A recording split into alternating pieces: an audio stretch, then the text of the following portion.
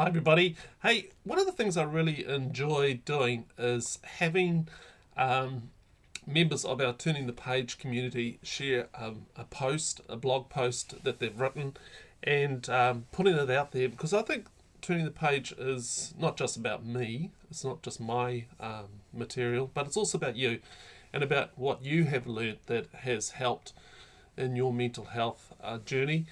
It's about things that you might think other people might find helpful, and you want to be a bit creative and share it. And so today we have a post from one of our Turning the Page people and long term supporter of Turning the Page. And her name is Susanna Warner, and she lives in Australia and being across the ditch from, from me. So we're sort of like cousins as such. But she's written this wonderful post called Women Need Respect as Much as Men. So I'm just going to read it to you, and I hope you enjoy it. So in 2000, this is Susanna talking, of course, so I'm just going to read it to you. In 2004, a book by Christian writer Dr. Emerson Eggerich was released. It was Love and Respect. The love she desires and um, the love she most desires, the respect he desperately needs. The book became very popular in fundamentalist and evangelical circles. Eggerich and his wife Sarah became big on the Christian speaking circuit in America, and many books were sold. The book is built on the theory that primary emotional needs for men and women are that men need respect and women need love. Just like they need air to breathe, apparently. Get this right, and a healthy marriage is sure to ensue, the author promises. So when this book first came out, it featured at a Christian bookshop we frequently attended, and we bought it. It seemed true enough. Several years later, another couple at the church we were attending thought so too. So much so that they purchased a carton of these books and made them available to whoever wanted a copy. Whether the would-be reader could afford it or not, they graciously accepted whatever was paid or let the would-be reader have it for free. At the time, I remember that it was a topic that my husband certainly identified with.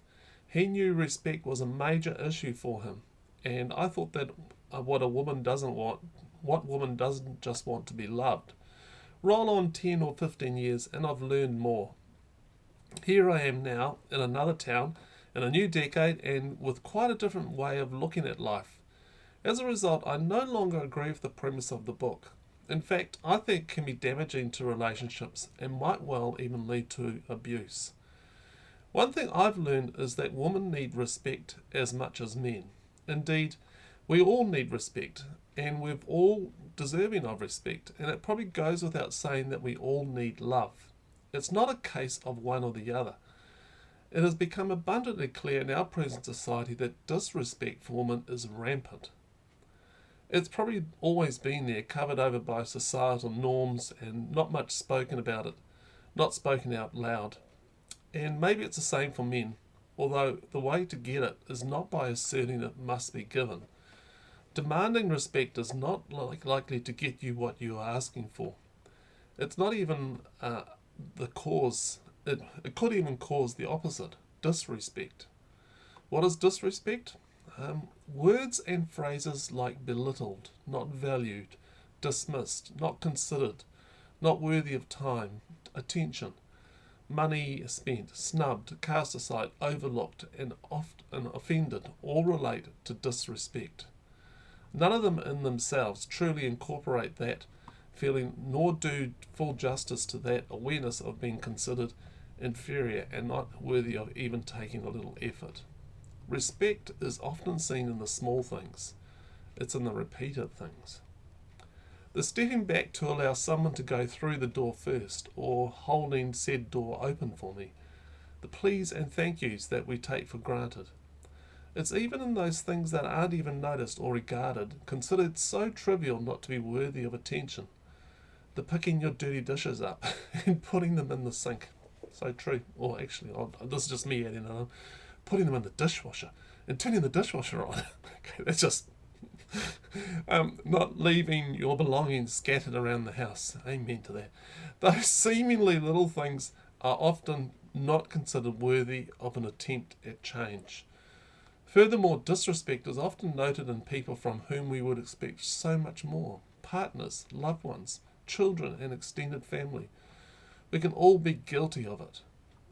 Those professionals we pay large sums of money to leave us sitting in their waiting rooms, until they are good and ready, and to the ones we engage in simple transactions who can't be bothered to give eye contact. The people we sit next to on public transport or drive past in our cars, all are worthy of respect, and all are capable of giving respect.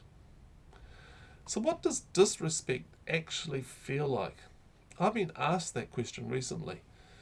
Now, I have to dig deep to find words. We're just so used to brushing it aside, a shrug, and it doesn't matter. But hold on, it does matter. And sometimes it gets through and gets under our skin, or builds up until we explode. And even then, we quickly clean up and cover up our shame at being disrespected. It's not a nice feeling. What more can I say? It sucks, actually. Lately, as I've been doing my personal work and bravely opening up my heart to scrutiny, I've felt it. In fact, recently I was so shocked by the level of fury and rage in me when I confronted with several issues to do with the lack of respect. So I dared myself to feel difficult feelings by taking out the self-judgment and criticism and extending the compassion to myself the way I would do to a friend. I've learned to sit with unbearable feelings and listen. I've been able to process it enough to find other words. And then there is respect, such a beautiful feeling. One of those commonplace treasures in life that we often fail to see and thereby take for granted. What does being respected feel like? Again, it's a tricky one to describe, but we know it when we experience it. It's somewhere in the being noticed, in the being acknowledged. It's a feeling of, I'm okay, maybe even more than that. They see my uniqueness and my individuality. That person has seen me and has deemed me worthy of a little time, maybe just a second or two. It goes on from there. It's the person who seeks out my opinion, takes time to be with me, to really listen, who doesn't interrupt or talk over me. They do want to know what I think. The person who speaks highly of me. It's the kindness shown. Maybe they know that I'm tired and my back is aching. Maybe they just want to be kind and without reason. It's a good feeling, a good, nourishing feeling. I'm okay, they're okay, and the world isn't such a bad place after all. When I feel respect, I feel valued. I know I'm loved. Respect is about love. It is love in action, and we all need it. So here's some quotes to consider. I speak to everyone in the same way, whether he is the garbage man or the president of the university, Albert Einstein. Respect yourself and others will respect you, Confucius. Be beautiful if you can, wise if you want, but be respected. That is essential. Anna Gould. Love without respect is dangerous. It can crush the other person, sometimes literally. To respect is to understand the other person is not you. Not an extension of you, not a reflection of you, not your toy, not your pet, not your product. In a relationship of respect, your task is to understand the other person as a unique individual and learn how to mesh your needs with his or hers, and help that person achieve what he or she wants to achieve. Your task is not to control the other person or try to change him or her in a direction that you desire, but he or she does not. I think this applies as much to a parent-child relationship as to husband-wife relationships. Love is not all you need, nor all your wife or husband needs, and certainly not all your children need. We all need respect, especially from those who are closest and most intimately connected with us. Peter Gray. So some questions. When did you last feel respected, disrespected? What did it feel like? 2. Is it true that respect has to be earned? Why or why not? 3. Do people need to be deserving of respect to gain our future respect? Well, That's great. Thank you, Susanna. Just a bit more about Susanna. She lives on a small farm in central Victoria, Australia, where her and her husband have 3 alpacas and a small flock of black-faced Suffolk ewes. And these days she has a bit more time to reflect on her decades as a registered nurse and mental health nurse, and her many encounters with people struggling with inner health and how applying spiritual concepts can help us. She enjoys writing and putting her musings into words and hopes this will help hurting hearts.